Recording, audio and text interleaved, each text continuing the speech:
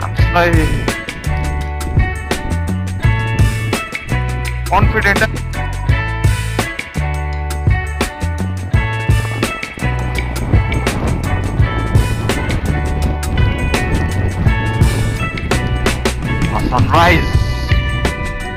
आसाम त तर हेभी गरम जग्गा भन्छ सुनेको मैले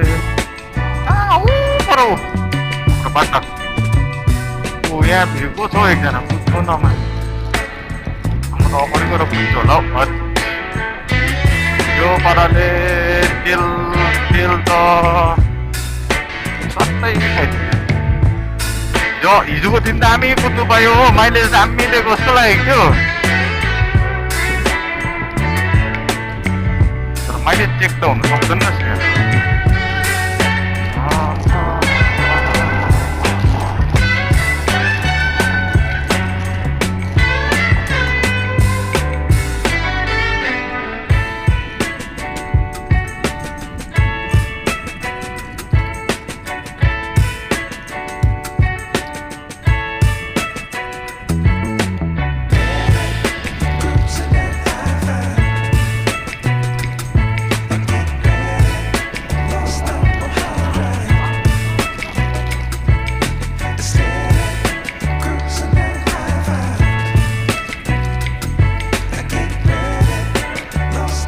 हाम्रो लिडर चाहिँ क्याप्टेन हो हाम्रो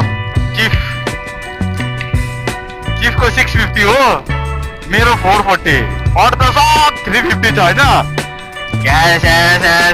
घिसारिरहन्छ यार घिसारेर कहिले तँ पर्यो फ्ल्याग स्याग आज चुट्टिने रहेछ मैले ताल पाएँ यो फ्ल्याग आज चुट्टिने रहेछ भनेर बुझियो होमबेस त सानो बनाउनु पर्यो चिक्क परेको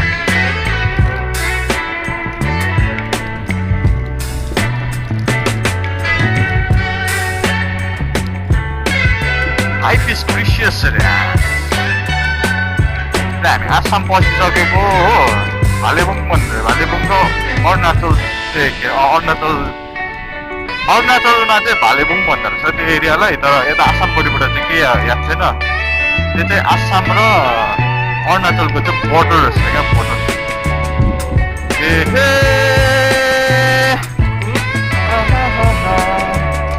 आसामको एउटा गीत याद छ मलाई साइकल मारी पेडल मारी मारी मारी मारी लैजा घुमाइदे भन्छ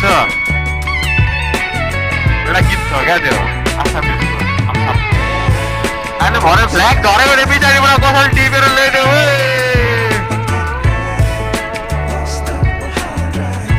आसामिज गीतमा हल्का बोजू नचाइदिएको है फेरि बोजू फरेनको बोजू नाचिदिएको हुने हो तर है आसामिज गीतमा अहिले पक्केपछि कुद्छ मजाले कुद्छ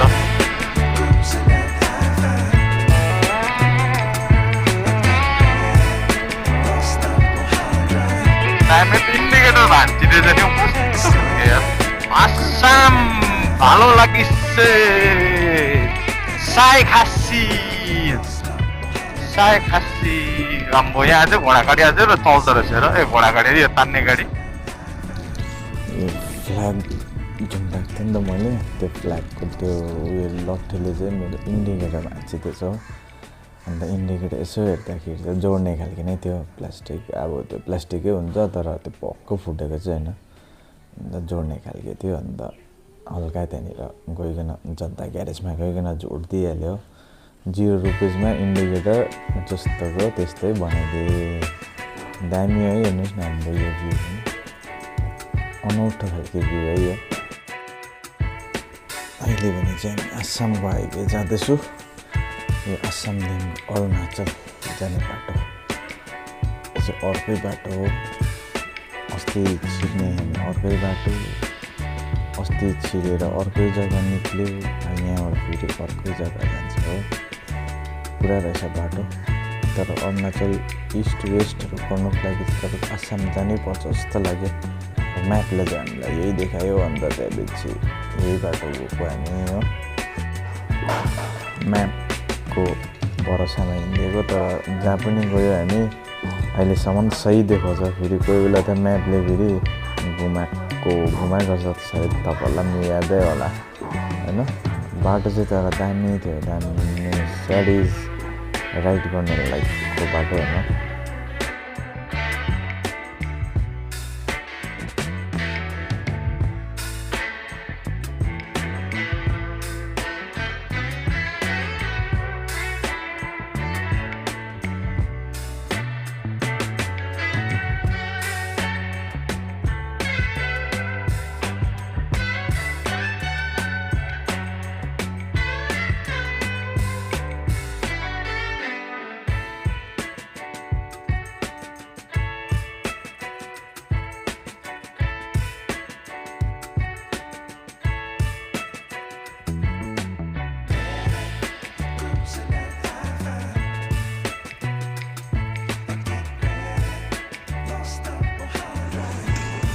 हल्का चेक हुनेछ हो।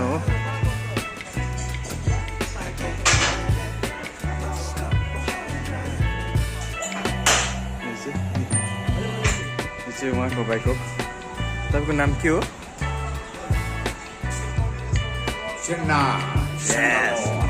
तपाईँको एज भनिदिनु न। 63. Now I am running. उहाँले चाहिँ यो बाइक चाहिँ चलाएर सिक्किमबाट पुरा तवाङदेखिको फेरि अरुणाचल जाँदैछ गाइस। हेर्नुहोस् है, यतिको क्यापेसिटी चाहिँ भोलि वर्ष हाम्रो चाहिँ हुन्छ कि हुँदैन। यहाँ बुढोपाकाहरूले त तर्साइसकिसक्यो यार, कसले पत्ताउँछ। एट द एज अफ 62 यस्तो बुढा रहेछ क्या। दामी यतिको स्पिड चाहिँ मलाई मनपर्छ क्या। हामीलाई पनि ब्लेसिङ दिनुहोस्। 60, 70, 80 इयर्ससम्म हामी यसरी चलाउनु। याद रखिए, हमसे मुझसे मुकाबला नहीं होगा भाई। याद रखिए, हमसे मुकाबला नहीं होगा जवानों। डर के रहियो। तवांग पहुंचा। तवांग से कहाँ जा रहा है? अभी हम आलो जा रहे हैं। आलो में हर कुछ होगा, वहाँ इंजॉयमेंट होगा। देखिए अब रास्ते में हाँ इससे कितना होगा। देख लिया ना। अहिले भने चाहिँ म तपाईँहरूलाई इन्डियाको सबसे सिनियर राइडर भेटाउन चाहन्छु। उहाँ चाहिँ 73 इयर्स हुनुहुन्छ हो। इन्ट्रोडक्सन तपाईँ उहाँको एजमा चाहिँ 6 days continuous ride 200-300 kilometre every day. I think यो चाहिँ एउटा रेकर्ड नै हो जस्तो लाग्छ। तपाईँ अहिले कहाँबाट आउनुभएको? अलिक यता आउनु ल। कहाँबाट आउनुभएको तपाईँ? आएको अरुणाचल र आसामको बोर्डरमा आएको। जो चाहिँ हामी टाउनबाट चाहिँ उसमा बस्यौँ, भालेपुङमा आएर बस्यौँ। टाउनबाट हिँडेर 8 बजी आइपुग्यो भालेपुङमा। त्यहाँ बसेर अहिले बिहान चाहिँ हामी 7:30-8 बजी पुग्यो। यहाँ अब कुन ठाउँमा आयो भन्नु सक्दैन, कुन जग्गा हो कुन जग्गा। तपाईँको एज भनिदिनुहोस् न। भन्दिनँ उहाँको एज चाहिँ उहाँ चाहिँ वान अफ द लेजेन्ड है। उहाँ चाहिँ सिनियर सिनियर राइडर सिक्किमको उहाँ चाहिँ सिक्किमको वान अफ द मोस्ट है। उहाँ चाहिँ एकदम ग्रेटेस्ट भन्दा ग्रेटेस्ट उहाँ चाहिँ राइडर्स हुनुहुन्छ। उहाँको एज भन्ने चाहिँ 75 एबभ है, प्लस 75 प्लस हो। ओके, त्यसो भने 72 चाहिँ उहाँको प्लस भइसकेको छ र उहाँ चाहिँ अब अझै पनि 90 सालसम्म चाहिँ यहीमै कुद्छे। हामीलाई पनि आशीर्वाद दिनु पर्यो होइन? उहाँकै आशीर्वादको अन्डरमा हामी छ। त्यही भएर चाहिँ हामी उहाँसँग हिँडेको होइन। त्यो आशीर्वाद लागोस्। हामी पनि 72 इयर्ससम्म यसरी नै यङ केटाहरूसँग त्यही स्पिडमा त्यही मोसनमा चाहिँ राइड गर्नु पाऊँ होइन? मेरो हिसाबले के लाग्छ भने राइड गर्नु लागि कन्टिन्यू बाइक चलाइ बस्नु सक्छ क्या। अब त्यो महिनामा एकखेप हुने होइन, सालमा 2टा रन गर्ने चाहिँ हुँदैन। सालमा 3-4 पल्ट लङ टुर गरेको हुनु पर्यो, उसले सक्छ। उसले पनि यसम्म उसले राइड गर्नु सक्छ त्यस्तो लाग्छ। उहाँले चाहिँ 3 खेप चाहिँ यो एनआरएम उहाँले यो जति पनि राइड मिट छ उहाँले सक्सेस गर्यो। मैले 13को एनआरएम मैले गरेँ गुवाहाटीको उसमा शिक्षाघरमा। 13 एनआरएम त्यहाँ मैले उयो गरेँ र 14 एनआरएम चाहिँ मेघालयको तुरामा गरेँ। अब यो चाहिँ 15 एनआरएम हो। यो चाहिँ अरुणाचलको आलोमा हुँदैछ, त्यहाँ जाँदैछ। Wow, great, that's great. मेरो विचारले चाहिँ म चाहिँ लास्ट होला जस्तो लाग्छ। No last not the list, last but not the list. त्यो हो नि त होइन। उहाँको बाइक चाहिँ हेर्नुहोस् होइन, at the age of 72 years होइन, 350 यु क्यान चेक 350 मिटियोरी। यहाँनिर रोयल इनफिल्ड लेखेको मात्रै होइन है, फेरि हेर्नुहोस् है, यु क्यान चेक। अन्त यहाँनिर उहाँको यहाँनिर स्याडल ब्याग हेर्नुहोस्, स्याडल ब्याग बोथ साइड। यो टेन्टहरू बस्ने, यहाँ टप बक्स अप्रोक्स तपाईँको हेर्दाखेरि यहाँनिर 300 प्लस केजी चाहिँ छ क्या। यहाँनिर उहाँ कुदाएर आउनुभएको। हामी यङ केटाहरूसँग हेर्नुहोस् यतिको चाहिँ हामी